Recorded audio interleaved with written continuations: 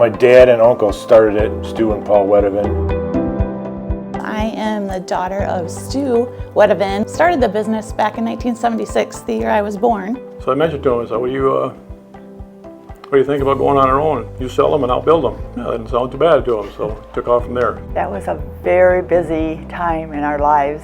I was pregnant with Nikki, and Stu was just trying to figure it all out. We had said lots of prayers, we had lots of dreams, and where are we going to get all the money, where are we going to get all the work, and that's kind of how we started out. I mean, back then it was just kind of, you know, ride around with Dad to job sites here and there. My first memories of starting, I was 14, 15 when my dad had me work in the summers, and we had a lot of fun. Being taught to work with good people and good things will happen, and if you do have troubles or you think you're having issues, just go to God and, you know, get him involved with that. We've always had a strong faith base around here.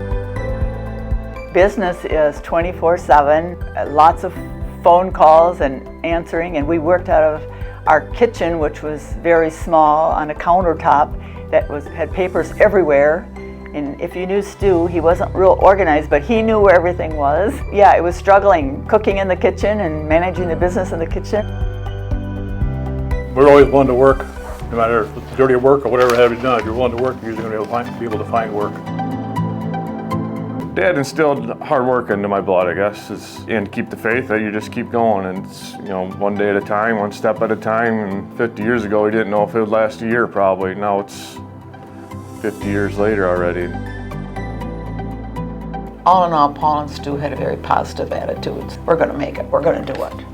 And they did, with God's help. Wedeven Bros was founded on, the biggest part was faith. They just kind of started on a prayer. Founded on construction of a lot of farm buildings, poultry buildings, but throughout the years we've kind of changed a little bit, and we get into a little bit of everything. Commercial buildings, residential buildings. Now being more diversified, you get into the barn-dominiums, they say, and commercial buildings. We've worked for Michigan State, and been in Indiana with Campbell Soup Company. When Uncle Stu was getting sick and passed away, then we went through some hard times there because he was the backbone of the company. I remember asking him one day early on when he had the cancer, I'm like, you know, how are we going to do this without you around here? You know what's going on. How's this going to pass on to me or whoever? And he's like, he gave me an analogy. He's like, you take a cup of water, you stick your finger in that water, you pull your finger out, the water fills in that hole. He's like, that's exactly what's going to happen if something happens to me. Is somehow, through God's help, we're going to get through this. So. In 2004, when my dad passed, it was a tough time. I think through our family's faith that we just were able to get through that and knew that God had a plan for all of us, and we were able to move forward. I was so thankful that we had family that could help, could do things. Paul was still there, and my son Dan had been working with the business, and so he, again with God's help, just picked up on what needed to happen and went forward with that. I think he'd be pretty proud of us that,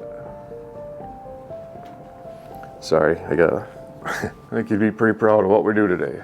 I think he'd be pretty happy with how things turned out here. Stu would be so proud of the family and how everybody picked up and the different pieces of how it all fit together, and I think he's looking down at us. I think he's extremely proud of us, not only us, but his grandchildren, and then hopefully great-grandchildren as well. I'm proud of my boys, you know, my son and my nephew are keeping the business going.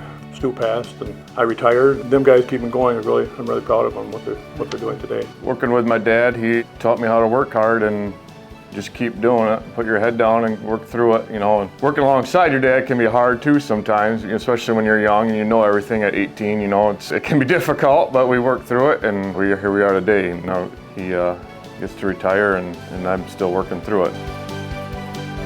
This is a family business, but we obviously would be nowhere without all of our employees. They are a huge asset to this company, and we're very grateful for them. We have some really great people that have been here many, many years. Ron Stoll this year is 25 years, and Ryan Eating over 20 years. I think we've got some really strong employees right now, though, that are faith-based, and you can trust them. My kid is he worked co-op this year, and he's going to work full-time once he graduates here. That's really cool to me to say the next generation wants to do what I did. The generational thing, family's a big part of it. To have a second generation take over is a big thing, and hopefully you got a third generation coming through that wants to do the same. I think it's awesome that we're celebrating 50 years, that we could keep this business going and keep having more customers come in, and it's just great to have the business keep going, and I think for the future it'll be exciting to see what happens next too. We came from a very lowly state to a very successful business. I thank God for that. God is good.